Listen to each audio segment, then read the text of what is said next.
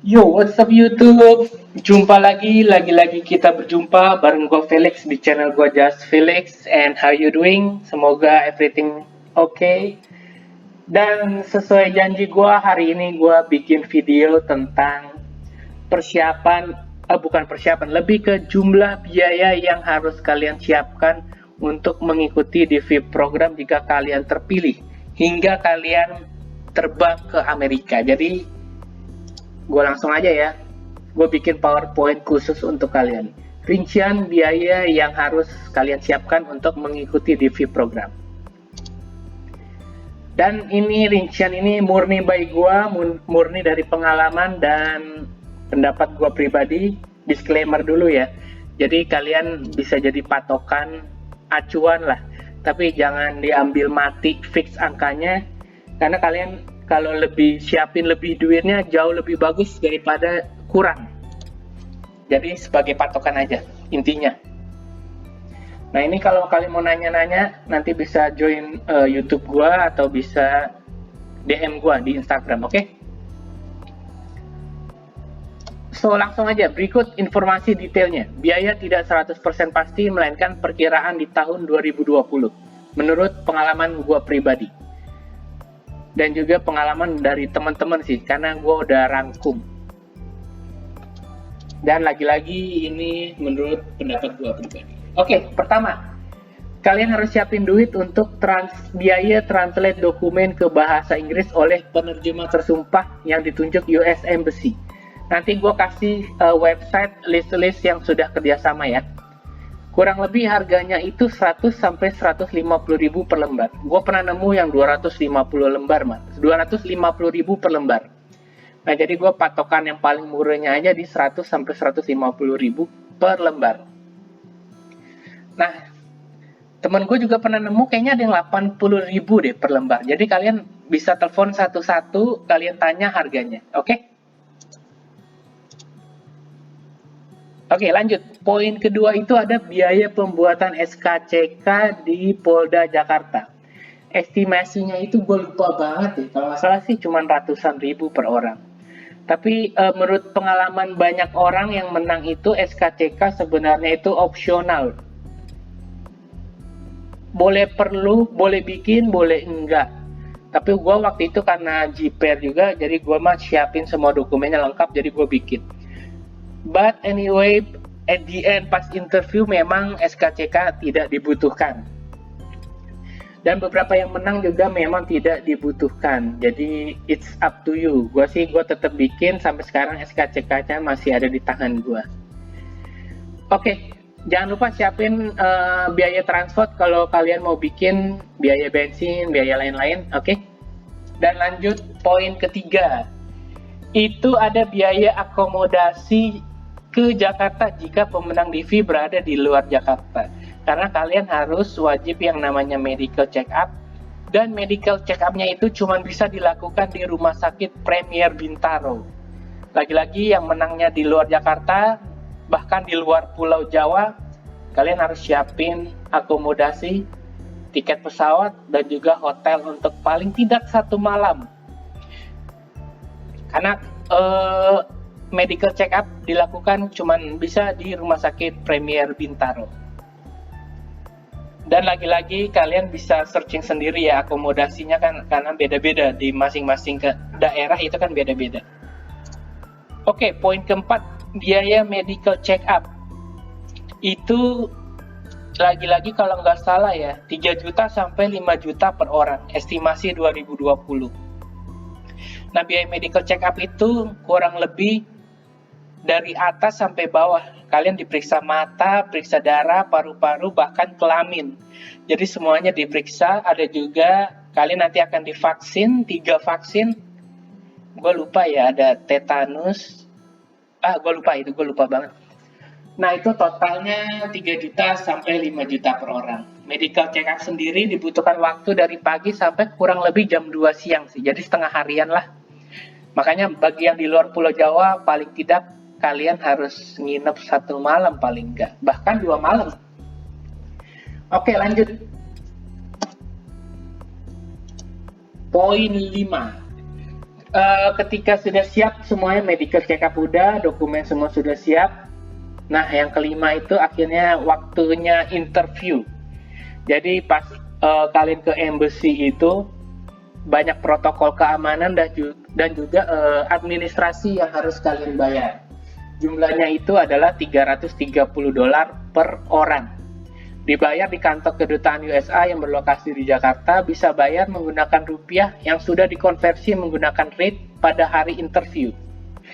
Oke, hitung pula akomodasi untuk interviewnya. Lagi-lagi yang di luar Pulau Jawa, kalian harus perhitungkan penginapan dan juga transportasi karena kalian mungkin harus sudah siap 1 hari sebelumnya.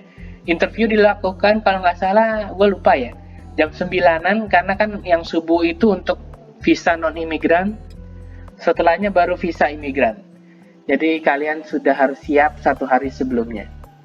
Hitung pula akomodasi untuk transport dan juga hotel. Oke, lagi-lagi yang di luar Pulau Jawa.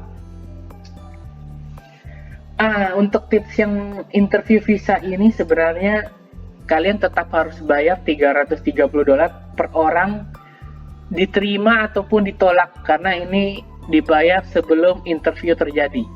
Jadi setelah dokumen administrasi beres, kalian bayar $330, baru kalian interview. Keputusannya diterima atau ditolak. Jika ditolak, duit ini tidak akan balik. Jadi angus, oke? Tapi menurut pengalaman, jika dokumen semua lengkap, 99% diterima sih. Oke, poin ke-6. Setelah semua beres dan visa disetujui, nanti kalian akan dapat dokumen yang disegel beserta paspor yang sudah dicap visa temporary. Temporary visanya itu berlaku 6 bulan dari medical check up, dan kalian harus terbang sebelum visa temporary-nya itu hangus.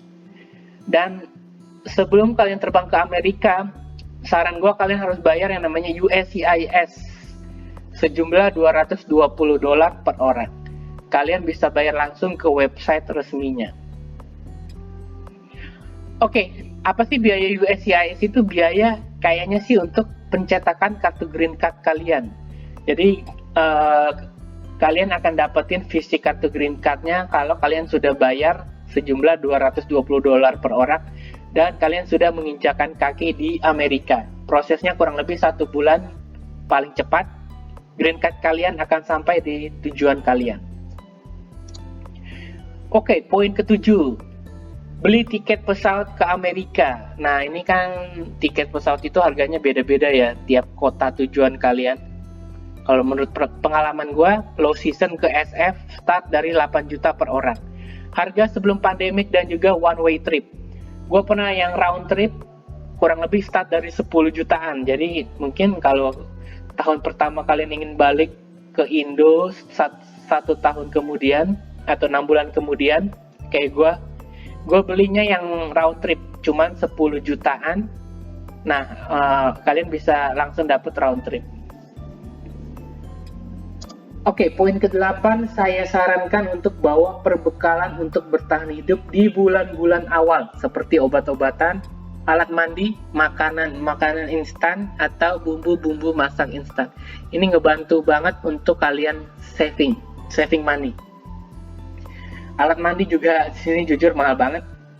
Makanan, kalau kalian makan beli di restoran terus, bisa bangkrut. Seminggu kalian beli aja bisa bangkrut. Jadi rata-rata kalian harus masak di sini. Oke, poin ke-9, bawa uang cash untuk living cost. Lagi-lagi ini nggak bisa dijadiin patokan, tapi paling nggak $750 per orang per bulan minimum lah. Kalian harus siapin segini minimum. Tergantung state juga sih sebenarnya. State mahal 750 kayaknya bisa ya, kalau tiap hari kalian masak. Nah, yang terakhir poin ke-10 itu adalah bawa uang cash untuk sewa tempat tinggal. Jumlahnya 3 kali rent, dan jumlahnya itu tergantung state yang kalian pilih. Karena rent cost itu masing-masing state itu sangat berbeda. Contoh yang di mahal kayak di LA, SF atau New York, kalian sewa kamar aja mungkin start di 1.200 kali sekarang. Meskipun itu sudah drop karena pandemi. Kalau studio apartemen kayak di SF paling murah sekarang 1.500 per dolar. Kalau untuk daerah Midwest yang murah bahkan 1.000 dolar kalian bisa dapat 2 bedroom, 2 kamar tidur. 1.000 dolar, bahkan mungkin 800 juga ada kali. Dan itu harga yang kalian nggak bisa dapat di big city. Jadi jumlah tergantung state yang kalian pilih. Oke, lagi-lagi gue tekanin jumlah tergantung state yang kalian pilih. Kalian harus survei sendiri. Kenapa 3 kali rent? Gue jabarin. 1 untuk biaya deposit.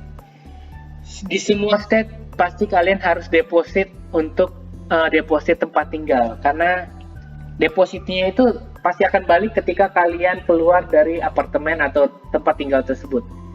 Deposit itu untuk ngejaga pas kalian keluar, landlord akan ngecek kondisi kamar atau apartemen kalian. Kalau ada kerusakan, deposit kalian otomatis akan dipotong.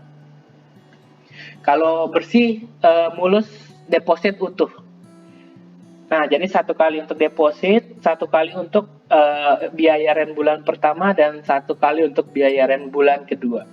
Karena kenapa siapin kalian bulan kedua juga? Karena kalian begitu sampai ke Amerika, belum tentu kalian bisa langsung kerja, karena kalian harus menunggu dokumen izin kerja. Kurang lebih paling cepat sih 2 minggu, 3 minggu. Jadi kalian baru bisa kerja itu di bulan kedua. Sedangkan pas kalian kerja, kalian belum dapat uang untuk biaya rent kedua. Jadi saran gua kalian siapin 3 kali rent. 2 bulan awal aman. Nah, itu sih 10 poin penting yang gue saranin semua dari nomor 1 sampai 10. Total biaya silakan kalian jumlahkan sendiri karena masing-masing orang case-nya berbeda-beda. Jumlahnya juga berbeda-beda tergantung tergantung state yang kalian pilih, dan juga tergantung kalau kalian menangnya di luar Jakarta ya, siapin juga akomodasi untuk ke Jakarta. Oke, lagi-lagi ini semua pendapat pribadi gue. Biaya tidak 100% pasti, melainkan perkiraan aja. Kalian siapin jauh lebih banyak dari ini, jauh lebih bagus, karena jauh lebih aman. Oke? Itu aja untuk video kali ini. Tolong komen di bawah, nanya-nanya, kalian mau nanya apa. Mungkin kalau pertanyaannya bagus, gue bisa bikin video untuk next video berikutnya. So, stay tune terus di channel gue, and see you in another Just Felix. Bye-bye.